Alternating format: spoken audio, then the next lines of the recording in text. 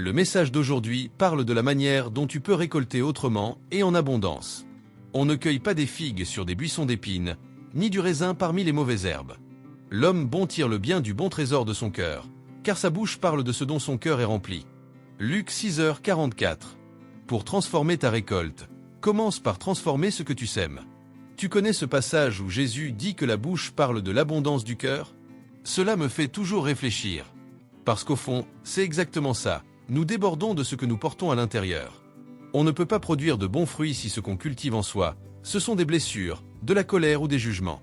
Et il faut aussi être attentif à nos choix, à ces moments où l'on dépense tant d'énergie à vouloir tout contrôler autour de nous, alors qu'en réalité, la seule chose que nous pouvons maîtriser, c'est nous-mêmes. Nous ne contrôlons pas le climat, nous ne décidons pas de la trajectoire d'un avion, nous ne faisons pas tourner les planètes. Et nous ne pouvons pas non plus contrôler ce que les autres pensent ou disent de nous. Mais nous avons le pouvoir de choisir comment nous réagissons, ce que nous nourrissons en nous, et ce que nous semons dans le monde. C'est là que la responsabilité entre en jeu. La responsabilité des fruits que nous produisons. Il faut comprendre que nous ne contrôlons pas ce que les autres disent de nous, mais nous pouvons choisir, avec sagesse, les mots qui sortent de notre bouche à leur sujet. Nous avons tous été appelés à porter du fruit.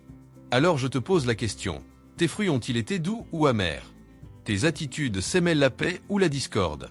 Parce qu'on ne peut pas espérer une récolte différente si la graine reste toujours la même. Beaucoup d'entre nous rêvent d'une société meilleure, d'un monde plus juste, plus léger. Mais la transformation commence en nous. Il ne sert à rien d'attendre un changement extérieur si, à l'intérieur, nous n'avons pas changé. Jésus nous a confié la mission de transformer les réalités. Et ce n'est pas rien. Alors, qu'as-tu fait de cette mission?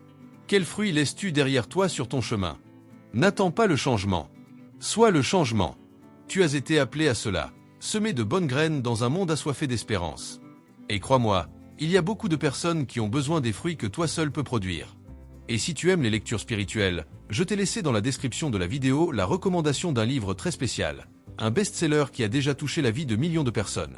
Si tu as aimé le message, abonne-toi à la chaîne et laisse un like.